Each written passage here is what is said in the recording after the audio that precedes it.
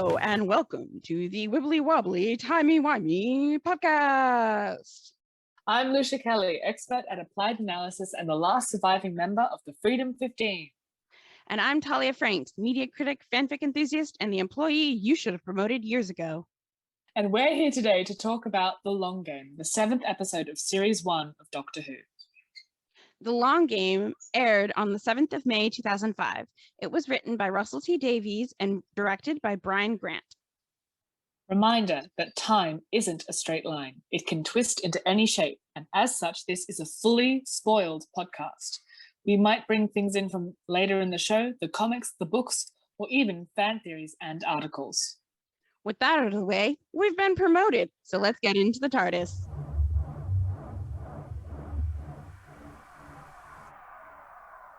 Hey there, this is Lucia from the future, popping in to warn you that we talk about vomiting about 20 minutes into this episode. It's only for 2 minutes, but we know that etymophobia is something that a lot of people live with. Feel free to skip ahead, and please take care of yourself. Alright, back to the show.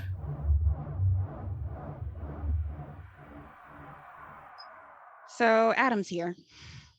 Adam is here. Goddamn. Adam is here. He's on the floor because he can't handle it. He's your boyfriend, except he's not your boyfriend. Except he's not. Except he's not. Also, why did Rose change, but he didn't? No. Well, Adam only has one set of clothes. No, but he had his little bag. Also, Did he?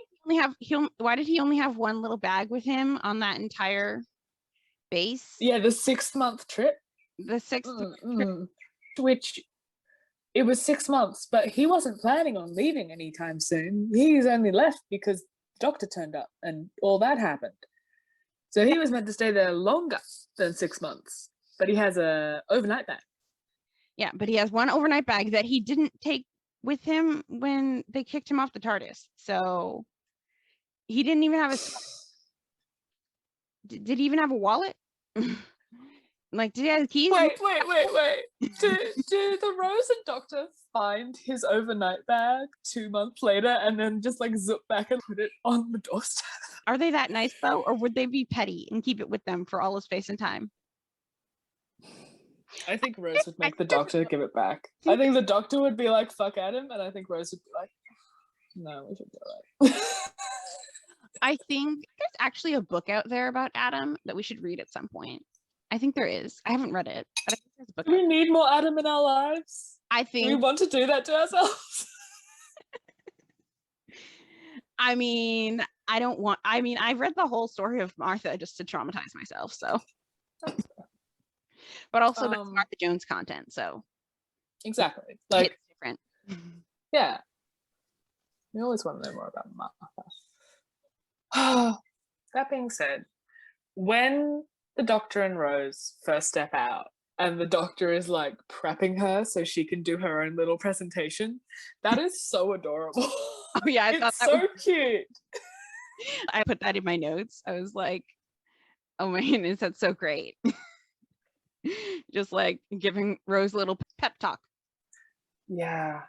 So in Dalek, as we said, there are a few red flags, but like nothing major. Basically, your average arrogant white boy, right? He thinks too much of himself, but that's fine.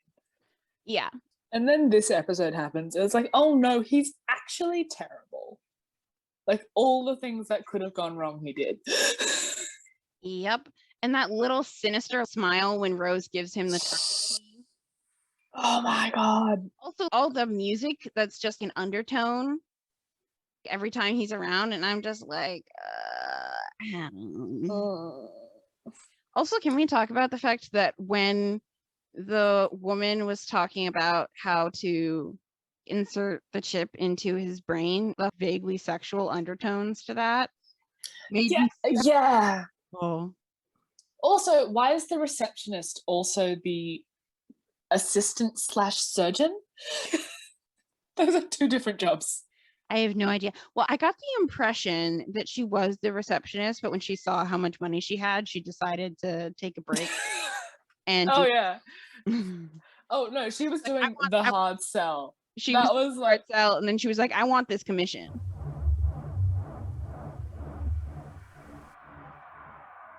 the Doctor says that this is the fourth great and bountiful human empire, and like, well, we've gone to such great heights at the peak of our existence, and then it's very quickly rush hour at a train station, basically. Also, question, if this is a news station, why is it a rush hour at a train station? Well, did you clock that they called break maintenance? That was, real late stage capitalism there. Yeah. So they only get 20 minutes. So were all those people who work there? I think so. I think it was like, you get your 20-minute lunch break now, go get your food, or you don't get any. Okay. Oh, that's just gross. And everyone eats, sleeps, and works on the same floor. Yeah. Oh, goodness. Yeah.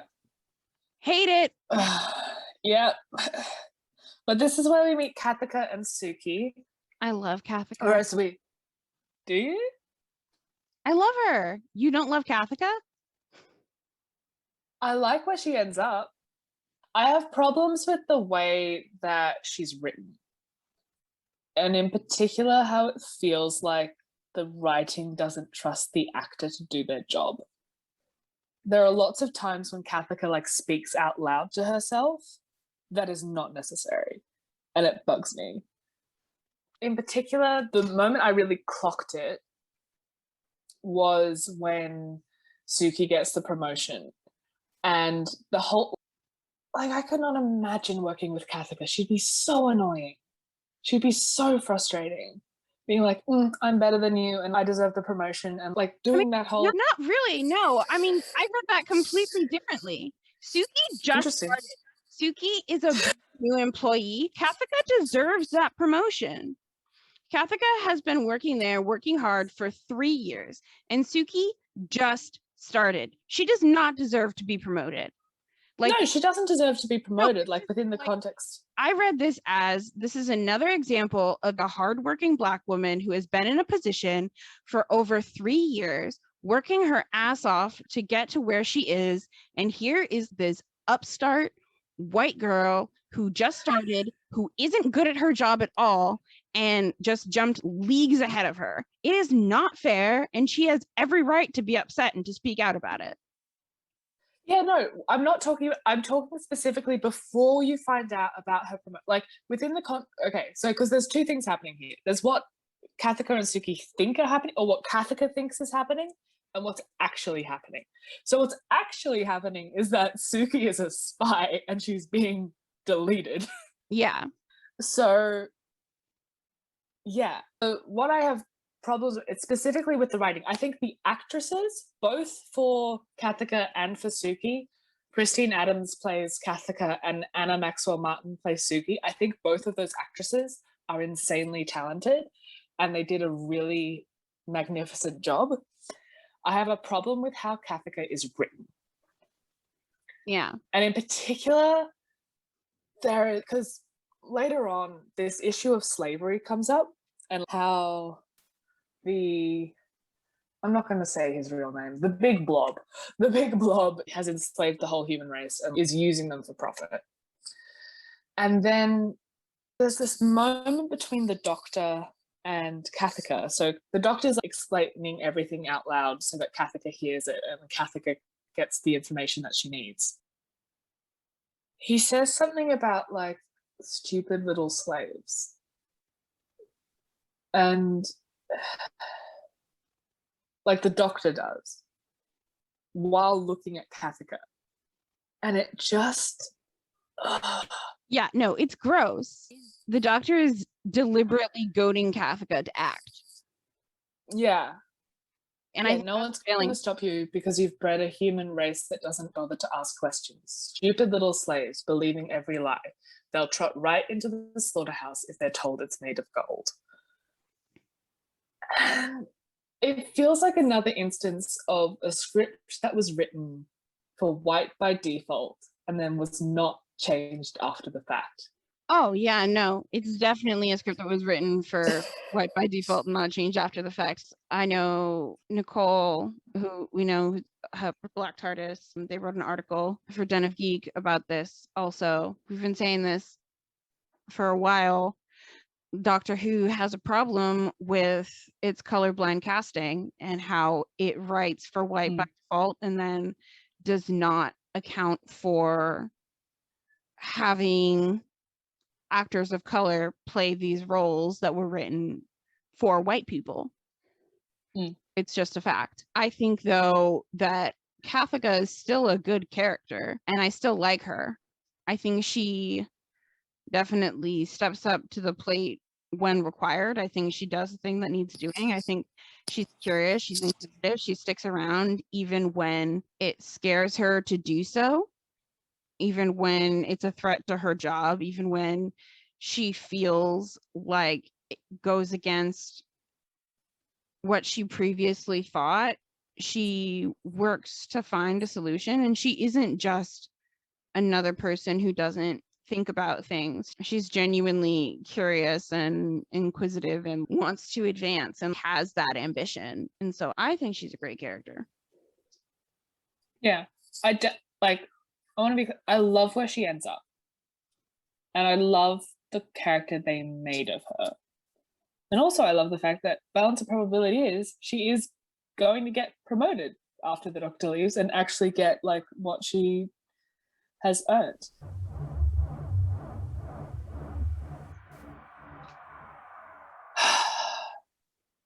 I don't want to talk about Adam. He's so annoying. Like the whole thing.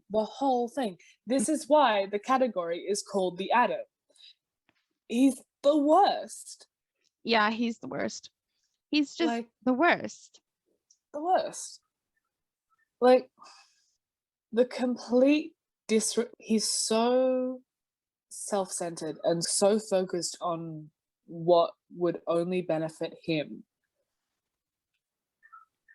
in a way that I feel like this is a problem that comes up a lot throughout series 1. But the Doctor is far too trusting of Rose's judgment. When we see over and over again that Rose is too trusting and too compassionate and does not. She just gives her the TARDIS key. She just gives it away. I know. That's a bad idea. Also, sidebar: why is the TARDIS key floating? Like what? Like what makes it? Bad science. Bad science. I feel like the science wins pretty much everywhere else, except I want to dock at a point just for that. Just for that. And also there was another thing. When Suki gets revealed to be Eva, freedom fighter, they say that the second biography was hidden behind a genetic graft. Is Eva wearing a second skin? Is there like a fake skin over the top of her real skin? And also, why would the information be in the skin? Surely it would be in the chip. Yeah, what is a graft? What's the definition of a graft? It's to heal stuff. It's mainly used for burn victims or injuries or like illness. You transplant it over a damaged area. It's a piece of living tissue that was transplanted surgically. So also genetic graft. So DNA graft, which means no. You can't, Russell, you can't just put words together. They don't make sense. Did they like layer different kinds of DNA on top of each other? How does that work? How does that work? But also, it's DNA. How did that not affect Suki/Eva in terms of, at the very least, her appearance, if not like how her body functions on a molecular level? Did they maybe swap out her blood for someone else? What did they? That wouldn't be a graft, though. That would be a blood transfusion. It doesn't. I'm so glad that you were starting to finally feel my distress about the lack of science in this show. Why you gotta make me think about this? Why you gotta do this to me? So yeah, those two things. Other than that, I did like the science. I felt that I liked the idea of using brains as actual computer processors. I also really liked the temperature bit, putting that all in there. That all made sense as well. I really liked that. I liked the idea of using corpses as puppets while still using the chip. Let me rephrase that. I found that idea cool. I thought that was a good idea, like a good creative idea that worked. I do not promote the use of corpses as puppets.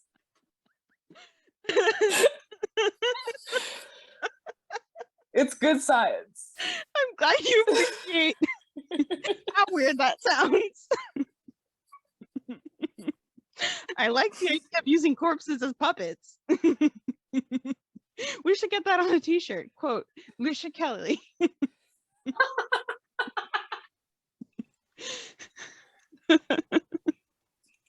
Little zombie with a marionette frame above it. Yeah. But no. Everything's ruined because Adam wants to steal technology from the future. Which... Also, what's an SMT chip? Yeah, I'd like one, please. What now? In 2019? Microprocessors got... Didn't you hear? Microprocessors are defunct. They stopped using them in 2019. Okay, what's Zoom running on then, huh? In 2021. What are we using Zoom for? I was saying it's so cute when Doctor Who likes to be all, oh, this is the future. Yeah. And it's like, oh, so cute. Guy from 2012 doesn't even have an iPhone though.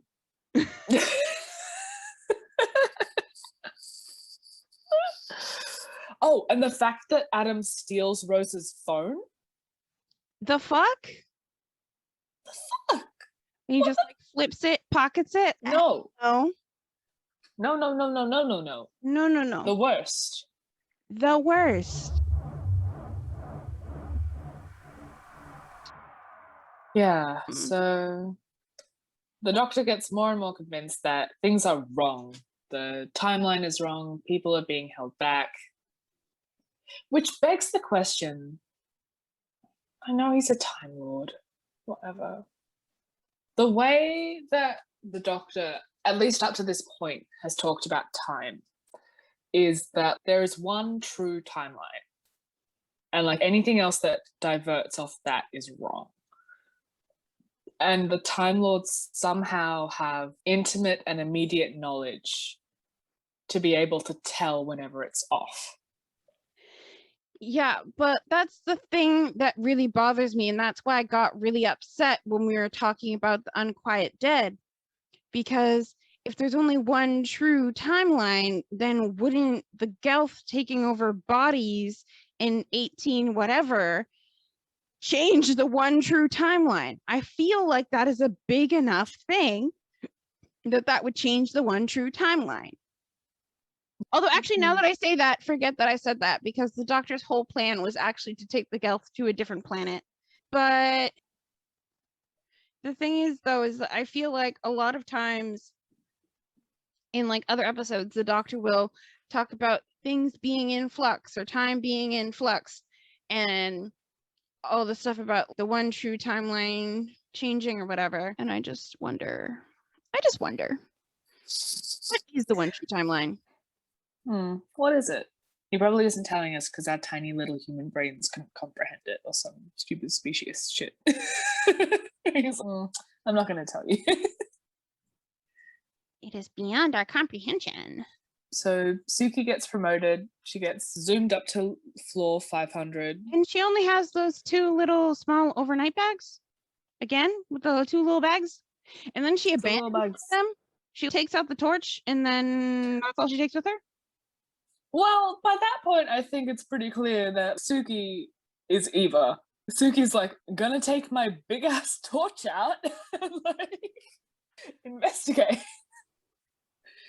I'll pick my bag up later. Okay. She's the last surviving member of the Freedom 15. Turns out that she knew what was going on, kind of. She wants to figure it out. And then she gets eaten. It's very sad. But she doesn't get eaten. She gets turned into a zombie. Oh, yeah. How did they die? Yeah, how do they die? How do they get turned into zombies? Also, she Is there, doesn't like, really die because she attacks him at the end. I was wondering about that. Do you think that that is Suki/Eva, or do you think that that is the Blob working through Suki/Eva?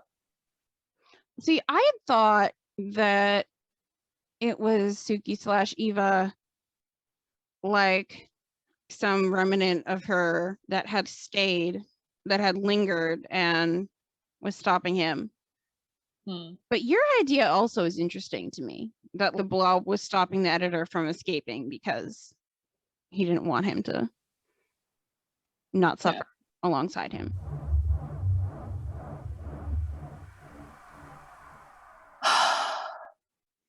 So this vomit thing.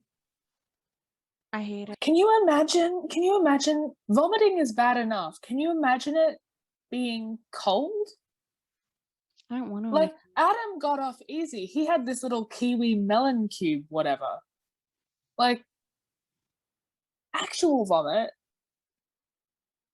No, that's the worst thing you could ever do to vomit. I hate that. Also, they did that surgery without his consent. He didn't know about it. He did not know about it. That. What else did they do to him? Yeah, what else did they do to him? They're like, it's complimentary, but he didn't want it. He didn't want it. Also, I would not want it. Like, for me, I don't enjoy throwing up. I don't think anyone enjoys throwing up. But when I'm sick, I feel like I would prefer to throw up the actual way.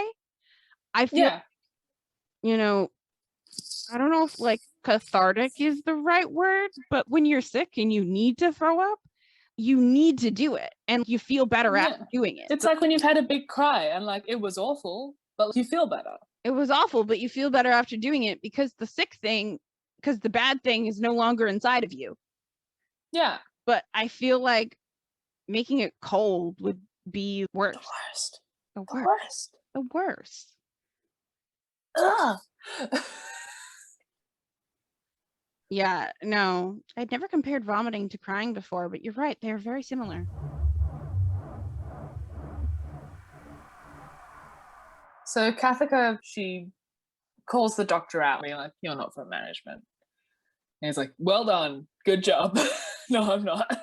And again, this sort of like, when they talk about how alien immigration isn't happening anymore, which, by the way, I just found funny because it reminded me of episode 2 and how there was so many aliens in episode 2.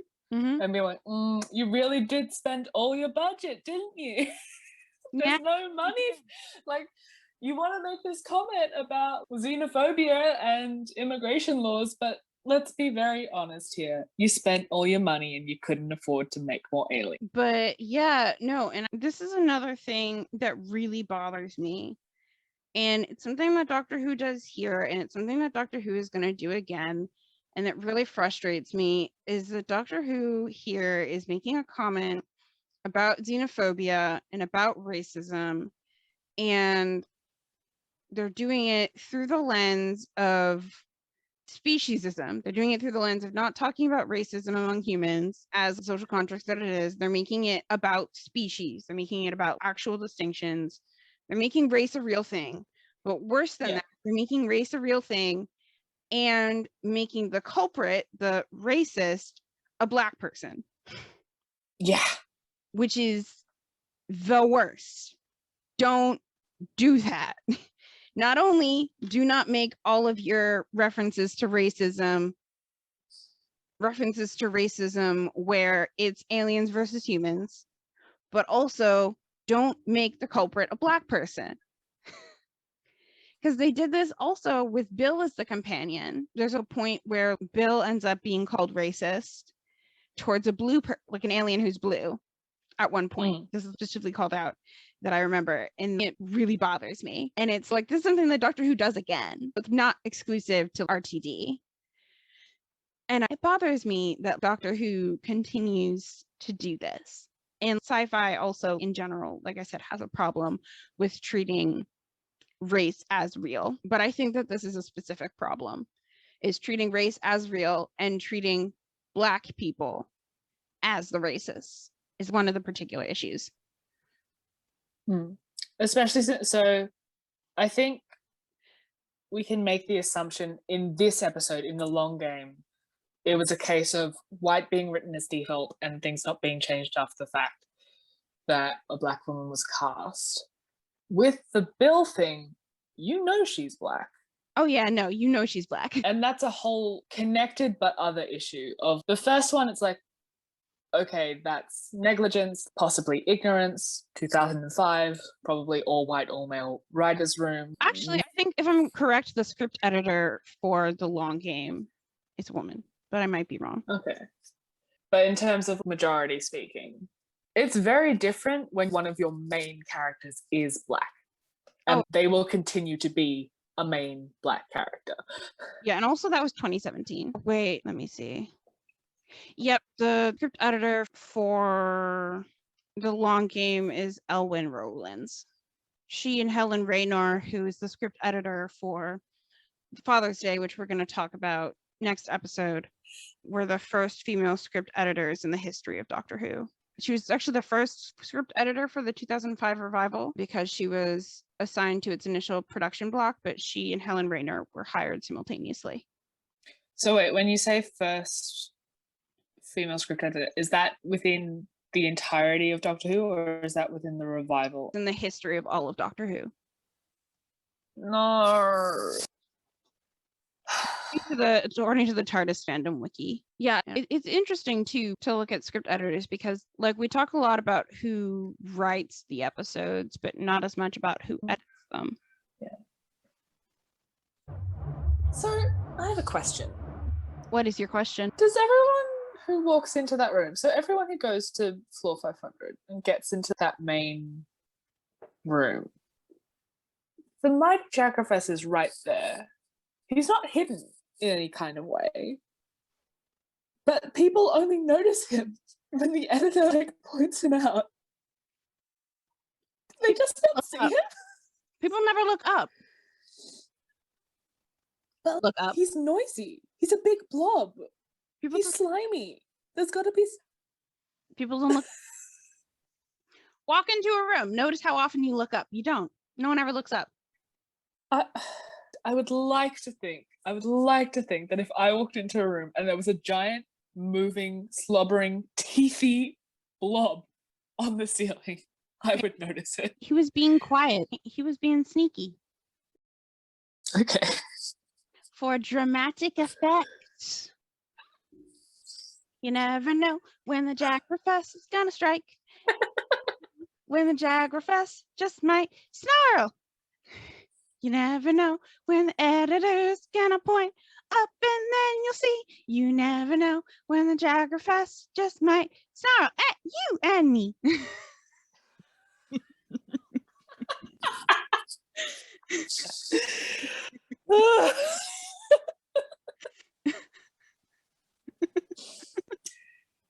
But sadly, the Mighty Jackraffes is not long for this world because Cathica is a boss.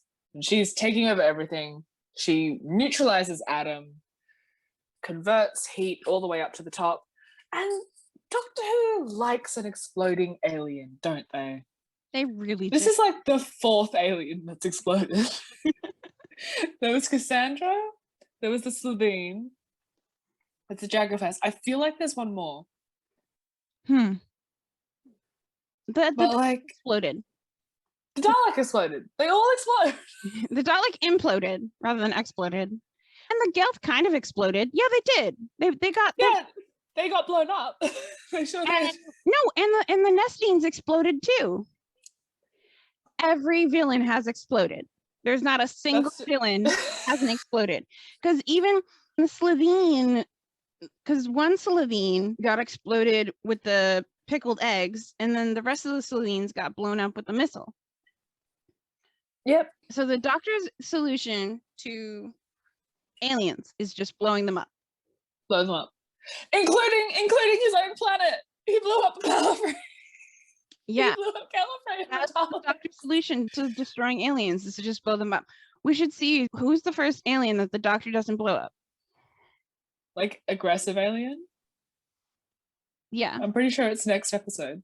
Oh yeah. The doctor's not part of that solution though. So The doctor gets eaten. yeah.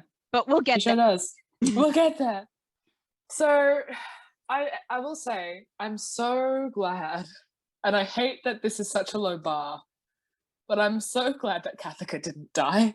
I hate that that's a bar that actually exists. It's so bad that it's a bar that actually exists. Because I couldn't remember, because it's been a while since I've watched season 1.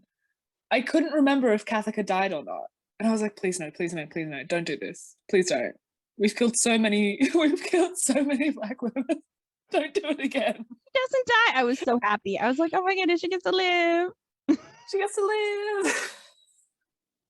I'm so mad at the doctor for the end of the episode when she's like, no, you got to stay to help us figure things out. Then he's like, no, I don't. He's like, no. He's like, peace. I'm out. Bye. You can Have fix. fun. Bye. Things are gonna fix themselves. And then I'm like, no, they aren't, because they're here. They're gonna. Here. This entire episode is just set up. This whole episode is just set up for. This whole episode is just set up for these little guys. Yep. So Adam gets told off. I love the physicality. The doctor literally grabs him by the back of the neck and then pushes him. It's such a smooth transition. He pulls him into the TARDIS and then he pushes them out of the TARDIS by the scruff of the neck. It's so fantastic. And then he destroys the phone because... Oh, wait. Did Rose get... Rose must have got her phone back because it's used the next episode. We don't see that happen. We don't see it happen, but I'm sure it happened. Yeah, because she uses it next episode. That's a whole other thing.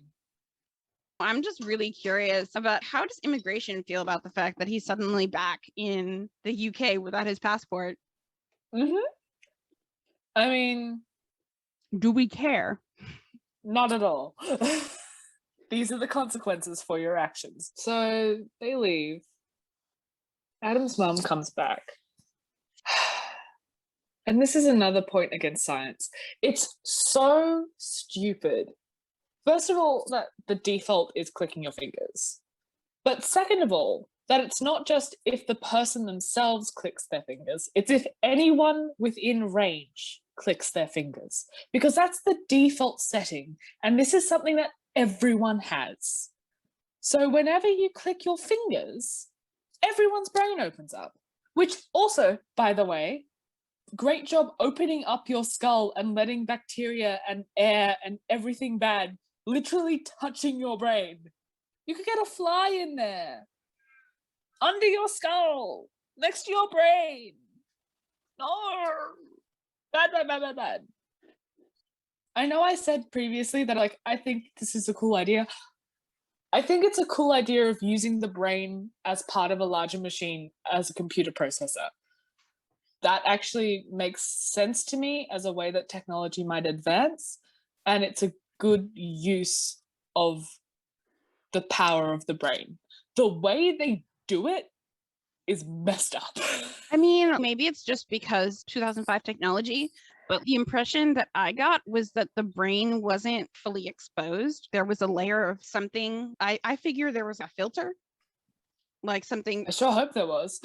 Like a layer of something between the actual brain and the open area. So I figure the brain is actually protected. I don't think the brain is being exposed to open air. I think that is physically not possible. That doesn't make sense to me. I figure there's some sort of field or something protecting the brain. I sure hope there is, because that is never, not once, been the way that I've interpreted the way that's... I always interpreted it as there's being a field protecting the brain, because I also feel like the information stream would be filtered through something. So I always figured that there would be some sort of filter between the brain and the outside world that would help the brain process. Even to facilitate the use of the brain as a processor, it makes sense for there to be a filter between the brain and the outside world. Additionally, with regard to clicking fingers as the default, one, I think the advanced surgery is only available to certain people. So only people who can afford it get the more advanced surgery, and people who are at a certain level can get the more advanced surgery. Also, she notes that that's the default, but not everyone uses the default. Different people have their different triggers, and a lot of people change it, and he just hasn't changed it yet. Cathica uses the default. I don't know why she uses the default. Probably just as a way to demonstrate what the default is, but I would assume that a lot of people change it. I'd also assume that since that's the default, there's probably some sort of etiquette that people don't snap their fingers in public. Every culture has norms. One of the norms of our culture is that you don't put your middle finger up in public. Maybe in the year 200 billion, people don't snap their fingers in public. Yeah, okay. I'm not quite willing to let it go, but I'll not fight it. I'll just keep it internal. I still think it's stupid. I mean, it can be ridiculous, but it can also be explained away. Yeah. So technically, I can't take points away from science for it. I'm just saying. Which Are we ready? I think we are ready for grading. Okay, let's do the grading. Or no, we most favorite moments and our least favorite. Most favorite moments, and also the hero and the Atom. I think the Atom is clearly Atom. Yeah, the Atom is Atom. Who do you think the hero is? I mean, it's Cathica. Yeah, it's Cathica. It's Cathica. Simply because I love Anna Maxwell Martin and everything she's in.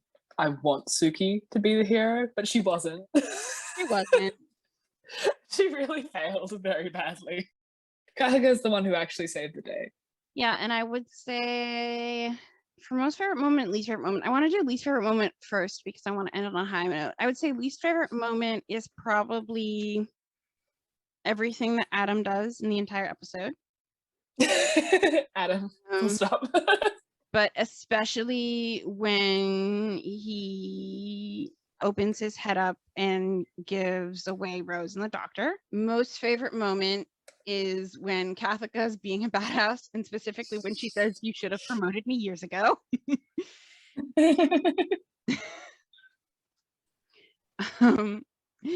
Because as Brittany said, season 1, episode 7 is a cautionary tale of what happens when you don't promote your employees. I think my least favorite moment is the scene where Adam manipulates Rose. I hate that. I hate that scene. Which one? Where he's like, I'm just feeling a bit overwhelmed. Because he's playing on her. Yeah. There are lots of parallels between this episode and the end of the world, right? In terms of like baby's first day out, basically, and how Rose and Adam deal with that differently. And he plays on what he believes Rose will believe from him in order to like that little smile after he's got the key and the phone and is off to wreak havoc is Yeah, and especially because he says, "Oh, I just want to go sit on the observation deck," and that's what Rose did when she needed space. She went and she sat alone on the observation deck. So I wonder how much Rose traveling from Utah to Channel 5. I wonder how much time has passed, and I also wonder how much Rose has told Adam about her own experiences. Yeah, because she did have time to change clothes and do her hair differently. He had a whole overnight bag. He could have changed outfits. At the very least, we can put one mark up for Rose has changed. Like, Rose washed. Rose took care of herself. Yeah, Rose practiced self-care. Yeah, practice basic hygiene. Unfortunately, that is also a high bar in this show. Favorite moment. I mean, there's not a lot of favorite moments in this episode. It's not a great one. I do like the back and forth between the editor and the doctor. Particularly there's a moment when the editor, I can't remember exactly what happened, but the editor compliments the doctor and there's like a tiny little smile from the doctor to the editor being like, "Oh, yeah, you recognize I'm smart." And then the editor says, "Is a slave if it doesn't know it's a slave?" And then everything drops. It's like, yes. It's like, oh, we're not even going to have a philosophical debate about it. It's like, no. And like, that was possibly my favorite moment. Being like, Yeah, that's pretty. Shutting that down. Shut it down. Like, shut it right. It's like slavery is bad. Slavery has always been bad. Slavery will always be bad. Don't do that. Yep. But yeah, so ranking. I want to give production a 5 because I think they did a really good job here. They did do a very good job. Everything's pretty. Everything's nice. Everything's pretty. Everything's nice. Everything went well. I think the writing was really good. I really liked it. I wouldn't give it a 5. I'd give it a 3 or a 4. What? A 3? There was at least a 4, if not. Okay. 4. Because again, I really don't like Cathica's early dialogue. It really bugs me because it speaks to a lack of trust in an actor to be able to do their job. If you have to verbalize thoughts multiple times when that same thought can be conveyed with a look, you don't trust your actor. And it's really annoying. Like, that's just a me thing coming from someone who acts. It really frustrated me. It happens sometimes that there's miscommunication or whatever. Fine. But you'll often... Pardon?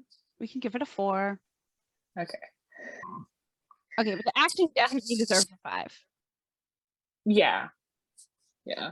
The acting always deserves a 5. I don't know if there's a single episode. Yeah, there's no episode where it's like, choices were made.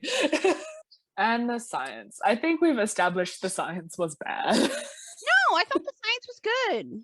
You just don't like the brain things. I think the science deserves a 3 at least. No, I brought up other points, I believe. I can't remember what they were. It deserves a 3. I'm giving it a 3. Rewatchability. I really liked this episode. It's one of the ones I rewatched the most. Yeah. Really? I will say, which was very interesting, I'm pretty sure this is the first episode of Doctor Who I ever watched. Really? Yeah. I'm pretty sure, because I had a friend in primary school who like introduced me to it. And this was at the time when 10 was the Doctor, like season 2 or season 3 was coming out. And I had no knowledge of Doctor Who. I didn't know what it was about. But I knew that the Doctor was David Tennant. I knew his face. And then my friend showed me this episode and I was so confused. I was so confused. Yeah, well, I mean, for me, I started Doctor Who as a teenager, knowing the entire premise of the show and being instructed from my friends exactly how to watch it. So they were like, from the beginning, start with Rose, don't skip 9. What? Don't skip 9. At that point, Matt Smith was the Doctor and everything was on Netflix. So my first episode was Rose and I sped right on through all the way through the end of season 4. And then I watched all the specials. And literally 2 days later, season 5 was on Netflix. And I was like, praise be. So that being said, rewatchability. I was hovering between 4 and 5. So we're going to give it a 4. Okay. I loved this episode. Like, really? Yeah. It's one of the most rewatchable ones in season 1 for me. That's so interesting because it's not for me. Like, I find it so not exactly forgettable, but sort of. No, because I love Cathica so fucking much. She's so great. She's one of my favorite characters. I wish that she showed up more. No, I love Cathica so much. The editor is campy and evil in a way that I enjoy, aside from his condoning slavery, which I don't like. But I enjoy trashing on Adam every time I watch it. Rose's looks are chef's kiss. I feel like she is so cute in this episode. The Doctor is his perfect mix of clever and saucy and smooth and fun. This episode is just so fun for me. I really enjoy it. It's literally one of the most delightful episodes of the season. I'm happy for you. I'm glad you feel these things. I share none of those feelings. For me, this episode feels very much like a means to an end. Like, we're setting up the finale, so we've got to set up Satellite 5. And like, the concept is interesting enough. I just find Adam straight up annoying. I don't get any joy out of being like, oh, you're the worst. I just feel annoyance. And then with Cathica, I just get annoyed about how overwritten she is. And I'm like, but you've got such a brilliant actress. You've got an actress who can do the work. Let her do the work. So I get annoyed. But yeah, no, it's all good. We have different opinions because we're different people. And that's how it works. We don't want to be sheeple. We don't want to be sheeple being controlled by the media. That would be bad. So, let me do the quick math. I really should have a little calculator beside me.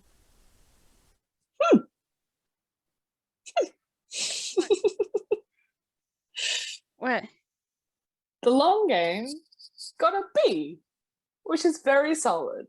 Well, okay, I want to state for the record that I wanted to give the long game a 5 in writing and a 5 in rewatchability and a 4 in science, which would have given it a 96, which would have given it an A. And so I feel silenced. I feel silenced, and I want to note for the record that the long game lost a letter grade because Lisa disagrees with me. I'm just pointing out that this isn't me just saying that I think the episode deserves better. This is me genuinely adhering to the rubric. Which I appreciate. This is me adhering to the rubric and saying that I disagree in the rubric the way I wanted to. The episode would have gotten 24 out of 25, which would have been a 96, which would have been an A.